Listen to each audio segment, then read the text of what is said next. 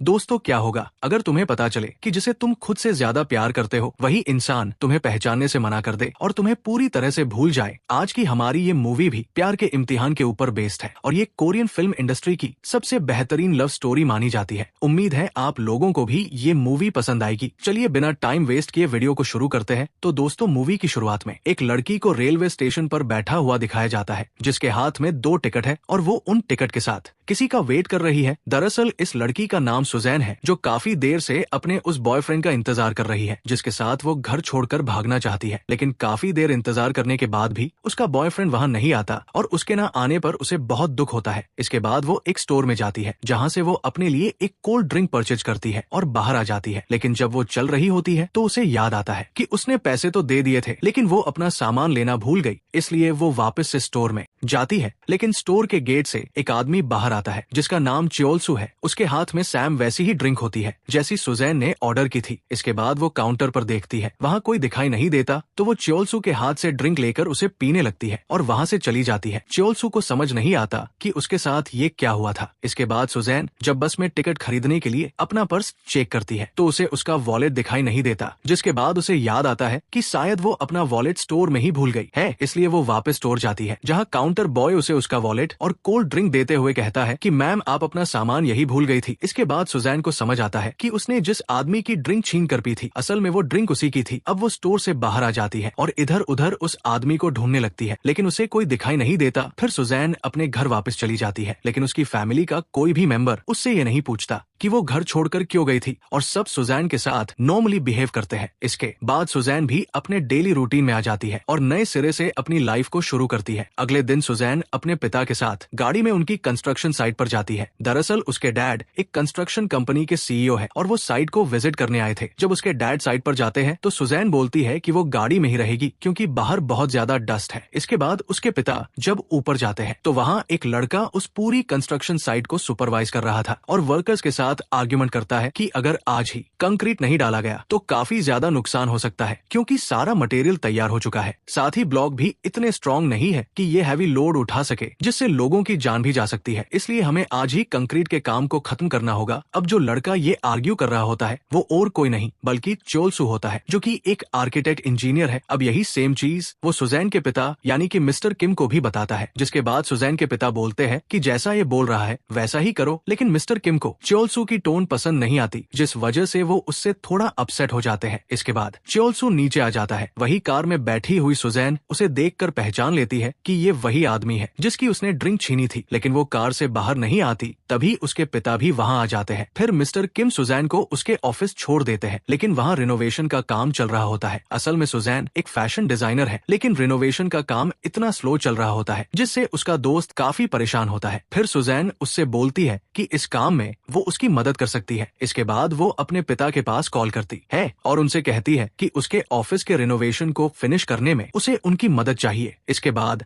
Mister किम बोलते हैं कि ठीक है मैं एक ऐसे आदमी को वहाँ भेज दूंगा जो कुछ ही देर में तुम्हारे काम को खत्म कर देगा। इसके बाद च्योलसू वहाँ आता है। वही सुजैन अपने साथ काम करने वाले आदमी के पास वहाँ पर खड़ी होती है। च्योलसू उसे देखकर कुछ भी नहीं कहता है और अपने काम में लग जाता है। जिसके बाद सुजैन वहाँ से चली जाती है और वो कोल्ड ड्रिंक की मशीन के अंदर सिक्का डालती है। इससे पहले कि वो ड्रिंक को उठा पाती उससे पहले ही च्योलसू कोल्ड ड्रिंक को उठा लेता है और उसे पीने लगता है और बिना कुछ कहे वहाँ से निकल जाता है। और जब वो बाहर अपनी गाड़ी में बैठने के लिए जाता है तो वो देखता है कि किसी बाइक वाले ने सुजैन का बैग छीन लिया है। इसके बाद जैसे ही वो चोर उसकी गाड़ी के पास से गुजरता है तो च्योलसू अपनी गाड़ी का दरवाजा खोल देता है जिससे वो बाइक वाला बुरी तरह से गिर जाता है और इस तरह से वो सुजैन का बैग उसे वापस लौटा देता है और साथ ही साथ वो सुजैन को लिफ्ट भी देता है। सुजैन उसे सॉरी बोलती है लेकिन च्योलसू उसकी बात का कोई जवाब नहीं देता और उसे घर छोड़ देता है। अब सुजैन च्योलसू से पूरी तरह से इम्प्रेस हो चुकी है और वो उससे मिलना चाहती है। इसलिए अगले दिन वो च्योलसू से मिलने कंस्ट्रक्शन साइट पर जाती है। उसके साथ कुछ लड़कियां भी होती है और वो जानबूझकर वहाँ से निकलती है जहाँ पर च्योलसू अपने दोस्तों के साथ बैठकर ड्रिंक पी रहा होता है। च्योलसू उसे नहीं देखता क्योंकि वो अपने में बिजी होता है तो सुजैन को मजबूरी में उसके सामने जाना पड़ता है। वो कहती है कि मैं यहाँ से गुजर रही थी, मैंने तुम्हें देखा तो मैं यहाँ पर रुक गई। जिसके बाद सुजैन और उसकी जितनी भी दोस्त होती है वो सब च्योलसू के ग्रुप के साथ बैठ जाती है। च्योलसू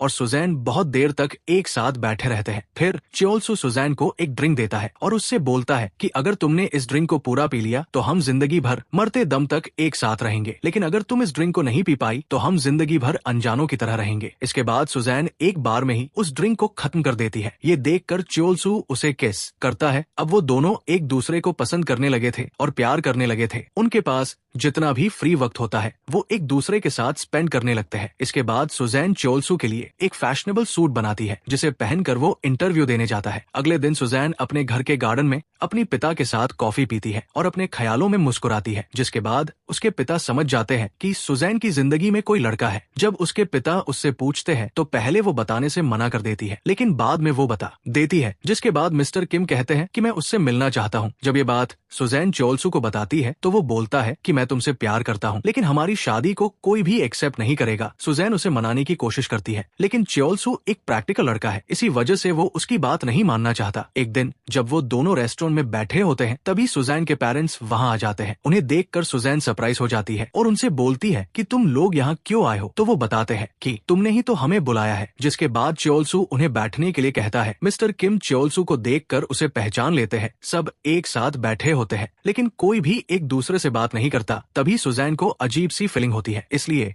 वो वॉशरूम जाने का बोल के वहाँ से चली जाती है। इसके बाद मिस्टर किम च्योल-सू से पूछते हैं कि तुम्हारे घर में कौन कौन है, तो वो बोलता है कि वो अनाथ है और ना ही उसके पास कोई घर है। ये सुनकर मिस्टर किम पूछते हैं कि तुम मेरी बेटी को कहाँ रखोगे, जिसके बाद च्योल-सू उन्हें कोई जवाब नहीं देता और उनसे बोलता है कि मुझे माफ करना, मैं आज के बाद कभी सुजैन से नहीं मिलूंगा। लेकिन मिसेस किम बोलती है कि सुजैन के आने के बाद चले जाना। वही सुजैन की हालत ज्यादा खराब होने लगती है, इसलिए वो रेस्टोरेंट से बाहर चली जाती है, लेकिन वही बेहोश हो जाती है। तभी सुजैन की बहन भीड़ को देखती है और वो वहाँ चली जाती है। वो देखती है कि उसकी बहन बेहोश हो गई है। फिर च्योल-सू जल्दी से उसे उठाकर हॉस्पिटल ले जाता है। जब सुजैन को होश आता है तो वो भाग के उसे गले लगा लेती है। मिस्टर किम ये देखकर समझ जाते हैं कि वो दोनों एक दूसरे से बहुत ज्यादा प्यार करते हैं, इसलिए मिस्टर किम उन दोनों की शादी करवा देते हैं। अब सब कुछ ठीक चल रहा था, दोनों एक दूसरे के साथ खुश थे, लेकिन सुजैन चीजों को भूलने लगी थी। वो गैस चलाकर भूल जाती थी, लेकिन च्योल-सू उससे कुछ नहीं कहता, वो प्यार से उसे ट्रीट करता है। च्योल-सू सुजैन को अपना प्रोजेक्ट दिखाता है और बोलता है कि एक दिन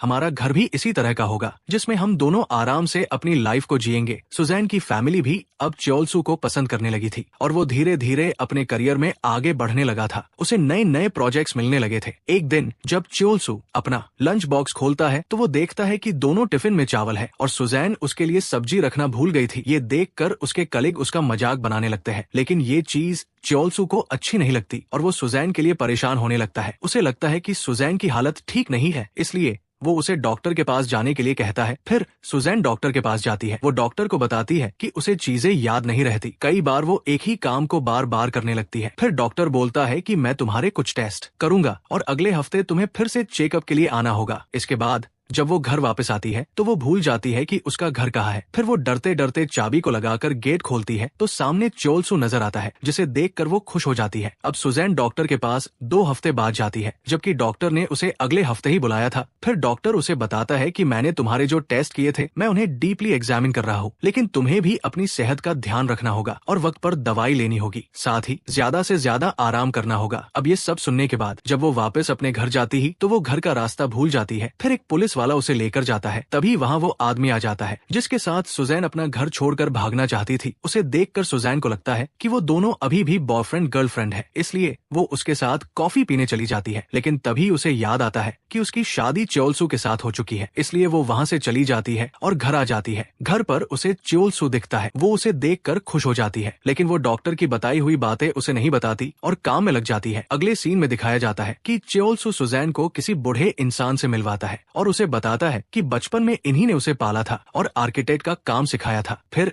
च्योल-सू को एक कॉल आता है, वो उसे अटेंड करने चला जाता है। तभी वो बूढ़ा आदमी बातों ही बातों में सुजैन को बताता है कि च्योल-सू की माँ जिंदा है, लेकिन वो अपनी माँ से नाराज है। जब वो दोनों वापस घर आते हैं तो सुजैन च्योल-सू से पूछती है कि तुमने मुझे अपनी मॉम के बारे में कभी नहीं बताया। इस बात से च्योल-सू को बहुत गुस्सा आता है। वो कहता है कि वो मेरी मॉम नहीं है, उन्होंने मुझे बचपन में छोड़ दिया था, इसलिए मैं कभी उन्हें माफ नहीं करूंगा। लेकिन सुजैन च्योल-सू को समझाने की कोशिश करती है और कहती है कि हमें लोगों को माफ करना आना चाहिए। उस वक्त जब मैं अपना घर छोड़कर चली गई थी, तब मेरे डैड ने भी मुझे माफ किया था और ना चाहते हुए भी उन्होंने हमारी शादी को मंजूरी भी दी थी। इसलिए तुम्हें भी नफरत को भुलाकर उन्हें माफ करना चाहिए, जिसके बाद उसकी बात समझ जाता है और अपनी माँ से मिलने के लिए जेल जाता है। उसकी मॉम के चेहरे पर काफी चोट के निशान भी होते हैं, क्योंकि उसकी मॉम ने किसी के पैसे उधार लिए थे, लेकिन वो उन्हें वापस नहीं कर पाई थी, जिस वजह से उन्हें जेल में बंद कर दिया गया। उसकी माँ बोलती है कि मैं चाहती तो तुम्हारे पैदा होने से पहले ही अपना अबॉर्शन करवा सकती थी, लेकिन मैं तुम्हें इस दुनिया में लाना चाहती थी। मैं मानती हूँ कि मेरी कुछ मजबूरियों के चलते मैं तुम्हें अपने पास नहीं रख पाई थी,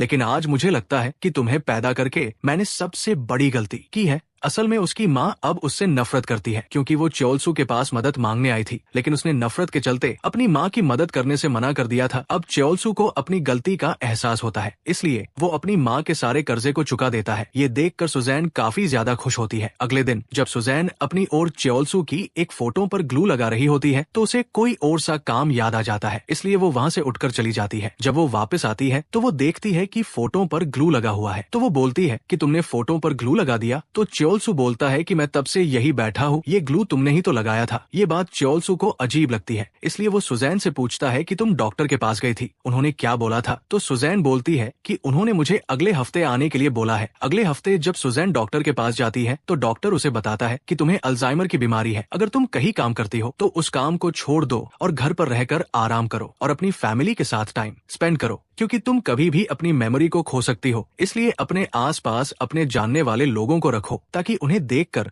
तुम्हारी मेमोरी जाने का खतरा थोड़ा कम हो जाए। ये सुनने के बाद सुजैन कहती है कि मैं तो अभी सिर्फ 27 साल की हूँ, मुझे ये बीमारी कैसे हो सकती है? तो डॉक्टर बताता है कि कुछ केसेस ऐसे होते हैं जिनमें उम्र से पहले ही ऐसी बीमारियां होने लगती है। फिर सुजैन डॉक्टर से पूछती है कि क्या मेरी इस बीमारी का कोई इलाज नहीं है? तो डॉक्टर बताता है कि तुम्हारी बीमारी दवाइयों से ठीक नहीं की जा सकती, ये वक्त रहते या तो अपने आप ठीक हो जाएगी और हो सकता है ये बढ़ने भी लगे। ये सुनने के बाद वो टूट जाती है और रोने लगती है। जब वो घर आती है तो उसे घर पर च्योलसू दिखाई देता है। तभी उसका एक्स बॉयफ्रेंड भी वहाँ आ जाता है, जिसे देखकर सुजैन को लगता है कि वही च्योलसू है, इसलिए वो उसके पास चली जाती है। लेकिन जब च्योलसू ये सब देखता है तो वो सुजैन को उससे हटने के लिए बोलता है। ये देखकर सुजैन उस आदमी के पीछे छिप जाती है, जिसके बाद उन दोनों के बीच फाइट होती है। असल में सुजैन अब धीरे धीरे अपनी मेमोरी को खोने लगी थी और वो अपने एक्स बॉयफ्रेंड को ही अपना पति मानने लगी थी। ये देखकर च्योलसू को बहुत बुरा लगता है और उसे सुजैन की हेल्थ की परवाह होने लगती है, इसलिए वो उसी डॉक्टर के पास जाता है जिससे सुजैन का इलाज चल रहा था। वो डॉक्टर से पूछता है कि उसकी वाइफ को क्या हुआ है, तो डॉक्टर उसे बताता है कि सुजैन को भूलने की बीमारी है और एक दिन वो तुम्हें अपने परिवार सहित सबको भूल जाएगी। ये सुनकर च्योलसू डॉक्टर पर गुस्सा हो जाता है और उसे मारने लगता है। तभी एक और डॉक्टर आकर उन्हें बचाता है और बताता है कि डॉक्टर की पत्नी को भी यही बीमारी थी और उन्होंने अपनी पूरी जिंदगी अल्जाइमर के मरीजों का इलाज किया है। डॉक्टर उसे बताता है कि जिस तरह का अल्जाइमर तुम्हारी पत्नी को है, ऐसा ही अल्जाइमर मेरी पत्नी को भी था। ये बहुत रेयर होता है। जब मेरी पत्नी मुझे पूरी तरह से भूल चुकी थी तो एक दिन मैं उसे उसी जगह ले गया था जहां हम पहली बार मिले थे, जिसके बाद उसे सब याद आ गया था। लेकिन 3 घंटे बाद वो दोबारा से सब कुछ भूल गई और मुझसे बोलने लगी कि मैं कौन हूँ। ये सुनने के बाद मेरी आंखों में आंसू थे और वो मुझसे पूछ रही थी कि तुम रो क्यों रहे हो। ये सुनने के बाद च्योलसू सुजैन के लिए परेशान हो जाता है और उसे कॉल करता है,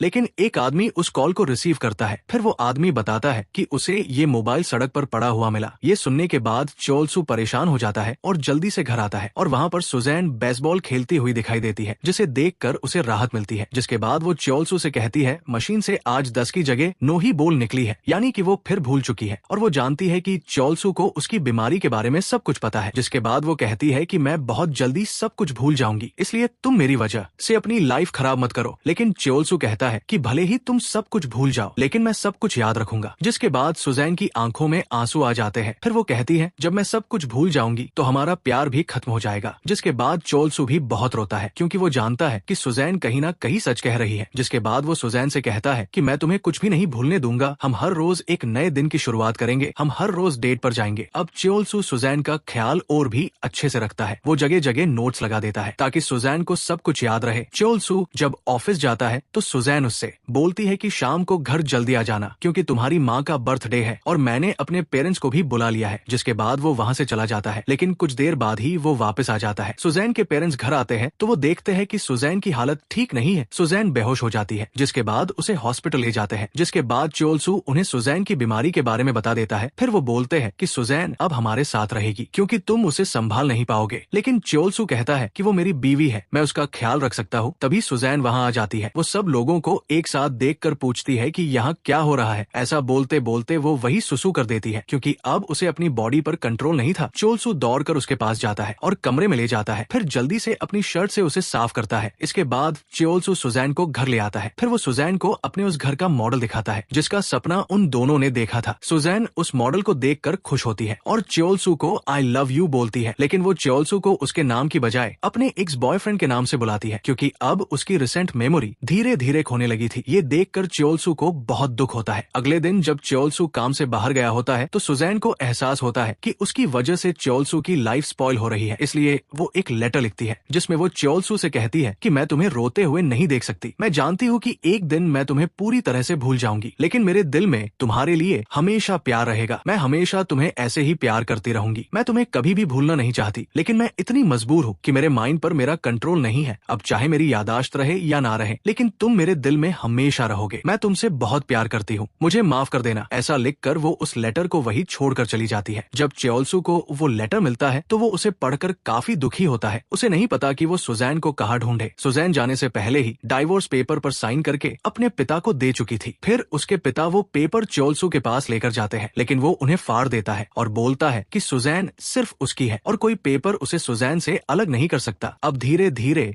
वक्त गुजरने लगता है और सुजैन की याद में च्योल-सू भी खोया खोया रहने लगा था। वो किसी भी हालत में सुजैन को वापस पाना चाहता है। फिर एक दिन जब वो लेटर बॉक्स को चेक करता है तो वहाँ बहुत सारे लेटर होते हैं, जिसमें एक लेटर सुजैन का भी होता है जिसमें लिखा होता है कि आज मुझे तुम्हारी याद आ गई, इसलिए मैं तुम्हें याद कर रही हूँ। तुम एक बहुत अच्छे हस्बैंड थे। साथ ही वो फिलहाल जहाँ रह रही है वहाँ के बारे में भी लिखती है। ये लेटर पढ़ने के बाद च्योल-सू को एक उम्मीद की किरण नजर आती है। फिर वो उस जगह को ढूंढने लगता है जिसके बारे में सुजैन ने लेटर में लिखा था। फाइनली च्योल-सू को सुजैन एक हॉस्पिटल में मिल जाती है। वहाँ नर्स च्योल-सू को बताती है कि सुजैन की हालत काफी खराब है। कभी कभी वो ठीक से कपड़े भी नहीं पहन पाती। उसने सारी फोटो को भी फाड़ दिया था, बस एक फोटो को नहीं फाड़ा जो कि उन दोनों की थी। और वो रोज पेंटिंग भी करती है। वो च्योल-सू का चेहरा बनाने की कोशिश करती है, लेकिन उसे कुछ याद नहीं रहता। जब च्योल-सू सुजैन के पास जाता है तो वो सुजैन से बोलता है कि तुमसे मिलकर अच्छा लगा। जिसके बाद सुजैन बोलती है कि क्या मैं तुम्हें जानती हूँ। जिसके बाद च्योल-सू नर्स के साथ मिलकर उसे कैफेटेरिया में लेकर जाता है। च्योल-सू जानबूझकर